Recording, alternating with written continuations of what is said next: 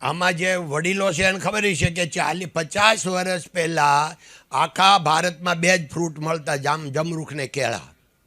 આ બધું પછી આવ્યું છે. હવે એ ડાયરેક્ટ તમને જન્મથી આવ્યું ને એટલે ઓલાની કિંમત ખબર જ નથી, એટલે આ બધું ઓછું પડે છે અમને. તો એ બધું જોયેલું એટલે બધું બહુ વધારે પડે છે. એમાં વધારે થોડુંક કહેવાય જાય. મારે આપણી વાત છે ને એ ચાલુ રાખી, પણ વચ્ચે કહી દઉં કે આમાં વડીલો છે એને ખબર છે 60 વર્ષ પહેલાં જ્યારે આપણે ઇન્ડિપેન્ડન્ટ થયા પછી ખાવા આપણે અન્ન પૂરું નહોતું, એટલે અમેરિકન ઘઉં આવતા, એ દુકાનેથી મળે, એ મેં લીધેલા છે. અને દુકાનેથી ઘઉં, કારણ કે અમે જ્યારે બાજરો ખાઈ, ઘઉંના રોટલા હોય તેથી તો આમ ઉજાણી કહેવાય, એ સમેટીના ઓલા બટકા, તોય તે આમ ગળા હાકર જેવા લાગતા હતા, કારણ કે મળ્યું નહોતું એટલે. અને 500 ગ્રામ એટલે તે 1 શેર કહેતા. 1 શેર ખાંડથી વધારે જો આપણા ઘરમાં નીકળે તો પોલીસ પકડી જાય. હવે તમને કોઈને આ વિશ્વાસ આવે છે આ વાતનો? અને 50 વર્ષ પહેલાં બધા વડીલોને ખબર હશે કે આખું બંધી હતી ખાંડની, હતી જ નહીં, બધી ઇમ્પોર્ટ કરવી પડતી હતી. ઇમ્પોર્ટ કરવાના સરકાર પાસે ઊંડિયામાં ઓલું નહોતું, શું કહેવાય એને, રિઝર્વ નહોતું. તે ક્યાંથી લાવે? કોઈ પણને ઘરે 500 ગ્રામ તેને એ કોણ આપે? એક વ્યક્તિ દીઠ 5 શેર ખાંડ સમેટીમાંથી સરકાર આપે. એ જ કાળા બજારની તમે લો એટલે પોલીસ પકડી જાય. લગ્ન પ્રસંગ હોય, આજે આપણે આવા બધા લગ્ન પ્રસંગ કરીએ છીએ 1000, 2000, 5000, 10000, ત્યારે 15 માણસો વર તરફથી, 15 કન્યા તરફથી લગ્નમાં 30 માણસોનું જ તમે જમણ બનાવી શકો. અને અમે જોયું છે અમારા ગામમાં કે જમણ 50 જણાનું 60 જણાનું બનાવ્યું હોય તો અડધું હંગરી રાખે બીજે, અને અહીંયા એટલું જ બતાવે, કારણ કે ઓલા તપાસ કરવા આવે તો પોલીસ પકડી જાય. 60 જણાને જમાડો પોલીસ પકડી જાય. હવે આ દુનિયા તમે જોઈ નથી, એટલે પહેલાંની દુનિયા આ બધી જોઈ નથી ને, એટલે તમને અત્યારે જે મળ્યું છે ને એની કિંમત નથી. ઉદારતાના ઇતિહાસ હોય, લોભિયાના કોઈ દે ઇતિહાસ હોય નહીં. એટલે આપણે ઉદાર બનવું. ઉદારતા ક્યાં સુધીની? ઘર બાળીને તીર્થ કરવાના નહીં, દેખાદેખીમાં ધર્માદો કરવાનો નહીં, દેખાદેખીમાં પૈસા વાપરવાના નહીં.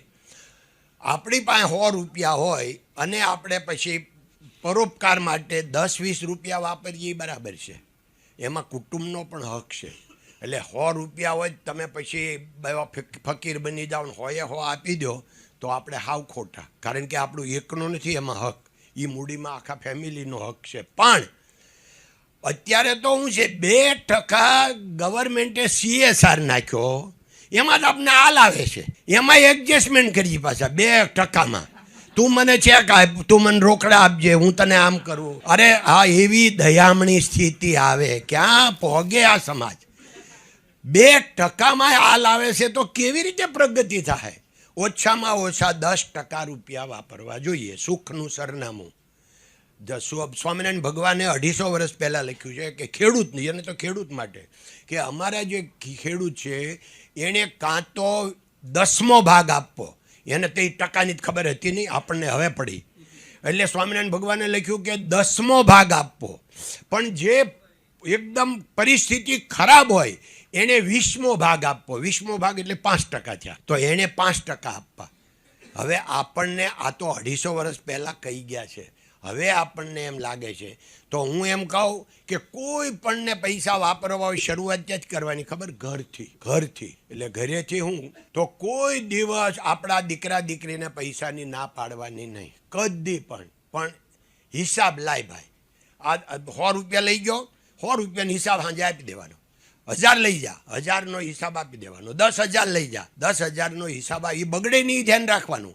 પણ એની સારું તો આપણે કમાઈએ છીએ, આપણે એને એક વડકું ભરીને એ આખી જિંદગી આપણાથી આગો વયો જાય છે, આપણને ખબર નથી. બીજા નંબરમાં કે અહીંયા બેઠા એ બધાને ઘરે કામ કરવાવાળા હશે, તો મારું આ અભિયાન ચાલે છે કે તમે સૌથી પહેલાં જાપે ઝાલકું મારવી એના કરતાં ઘરથી જ શરૂઆત કરો, કે આપણા ઘરમાં છે એને બહુ જરૂર છે. દાખલા તરીકે ભાઈ આપણે ત્યાં મહારાજ હોય, બધાને ત્યાં મહારાજ નહીં હોય પણ હશે ઘણા ભાગશાળી ત્યાં, જેને મહારાજ હોય એનો 50-60 હજારથી ઓછો પગાર હોવો જોઈએ નહીં. અને હવે કદાચ તમે એને ઓછો આપતા હો 50થી ઓછો, તો આજથી એને 50,000 કરી દેજો. અને તમારી મૂડીમાં કાંઈ ઘાટો આવે એ મને હિસાબ તમે પછી બતાવજો, તો હું હરબર કરી દઈશ. એમાં કાંઈ ઘાટો મોટો આવી જાય તો. ડ્રાઈવર છે તો ડ્રાઈવરનો 40-50 હજારથી પગાર ઓછો ન હોવો જોઈએ. એ આપણો સારથી છે, આપણા ફેમિલીનું એ ભાવિ, એ તો ઘડતર છે. એના હાથમાં તો આપણું આખા ભાવિનું લગામ છે. તો એને અને આપણીથી પાછી ગાડીમાં બેસીએ ને તો એ પાછો 3 ઇંચ જ આગો બેઠો હોય, નજીકમાં નજીક એ હોય. તો એને 40-50 હજાર આપવા જોઈએ. એને કદાચ ન આપતા હોય ને ઓછા આપતા હોય તો આજે તમે જઈને કહેજો કે ભાઈ હવે તારા આજથી 50,000. એ કે કાંઈ કેમ શેઠ તમારું ખાઈ ગયું છે? એને એમ કહેવાનું અમારું નથી ખાઈ ગયું, પણ એ ગોવિંદ કાકો ગાંડો આવ્યો હતો, એનું ખાઈ ગયું હતું, એટલે આ મારે આપવા પડે છે. ઘર નોકરને 25,000થી શરૂ કરવાનું. પછી શું કામ નહીં? એનો વાંક હું એમ મને સમજાવો ને તમે, શું કામ આપણે નથી આપતા? એને 7,000માં 10,000માં હું કામ રાખી છે? તો કોઈ પણ વસ્તુની નક્કી ક્યારે થાય? સપ્લાય અને ડિમાન્ડ. તો સપ્લાય, આજ એક ભાઈ કોક હતા એ જ કહેતા હતા કે અમારે ભાઈ ફેક્ટરી અહીંયા એટલે સારું, આ જ કામ જો યુરોપમાં કરાવે તો યુરોપના 2 દિવસના 1 કલાકના 15 યુરો, એટલે એના જે 250 યુરો થાય 2 દિવસના, તો એ આખો મહિનો અહીંયા એટલામાં કામ કરે. મારું એ જ કહેવાનું છે કે આપણે એ સમજવાનું છે કે અહીંયા તમને સપ્લાય મજૂરનો વધારે એટલે સસ્તા મળે, તો એનો બેનિફિટ લેવાનું બંધ કરો અને એને ડબલ પગાર આપો. અત્યારે મોટા ભાગે બધાને શું છે, મોટે ભાગે એ જ કમ્પ્લેન હોય કે માણસોને તૈયાર કરીને વયા જાય છે. વયા નથી જતા, તને અક્કલ નથી એટલે એ તું કાઢી મૂકશો એને. કારણ કે પગાર ભૈયા હું કામ જાય? હવે તમે એની લાયકાત 40,000ની છે, એને તમે 50 આપો, 20% વધારે, 25% વધારે, પછી કોક એને 51માં લઈ જાય તો એને ખોટ જાય.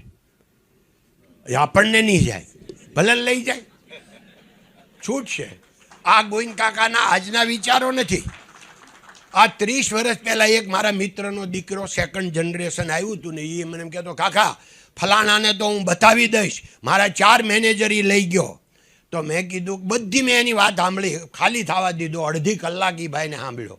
પછી મેં હળુક દઈને કીધું કે તારા 4 મેનેજર લઈ ગયો ને, હવે આજે જ હું તને ચેલેન્જ આપું છું, તું મારા 10 મેનેજર લઈ જા. તાકાત તારી જેટલી હોય એટલી વાપરી દે, મારા 10 મેનેજરને લઈ જા, છૂટ છે તને. અક્કલ તારામાં નથી એટલે ઓલો મેનેજર લઈ ગયો. મારા મેનેજર તારી પાસે આવે નહીં, તારી સામુય ન જોવે. કારણ કે હું એને એકલા પૈસા નથી આપતો, પૈસા અને પ્યાર, પ્રેમ બધું આપું છું. એટલે એ મને શું કામ છોડે? એટલે અમારી કંપનીમાં આજે નહીં 55 વર્ષથી નિયમ છે, પગારનો પી બોલવાની મનાઈ છે. કોઈ પણ સ્ટાફ કોઈ પગારનું ડિસ્કસ કરવા આવે એટલે છૂટો, રજા. કારણ શું છે કે એની લાયકાત કરતાં આપણે 20-25% વધારે આપવાનો જ. હા, એકાદ વર્ષ કદાચ એમ આપણી ભૂલ થાય, એવું નથી કે દેર છે પણ અંધેર નથી, પણ એને તમે આપો તો પછી એ કામ કરે ને એને બીજા કોઈ લઈ ન જાય નહીં, લઈ ન શકે. અને એ જાય તો તમારો એટલી બધી ગુડવિલ હોય કે તમારે ત્યાં બીજા લાઈનમાં 10 બેઠા હોય.